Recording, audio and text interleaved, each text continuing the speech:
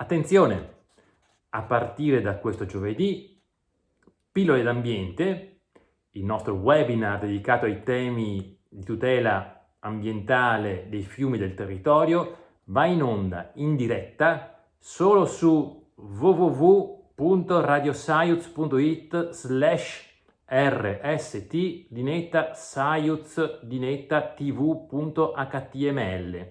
Poi va anche in differita sui canali YouTube e Facebook di Brenta Sicuro e del Forum regionale per i contratti di fiume, ma in diretta giovedì alle 18:15 solo su www.radiosaiuz.it/rst-saiuz.tv.html. Ricordatevi allora, le prossime 2 puntate, in particolare, ci sarà un ospite speciale, c'è il professor Dal Paus, professore straordinario di idraulica presso l'Università di Padova, professore emerito, e ci parlerà uno del pericolo idraulico della Piave e 2, giovedì 4 novembre, che tra l'altro è un anniversario importante, il 55esimo anniversario dell'esondazione della Piave.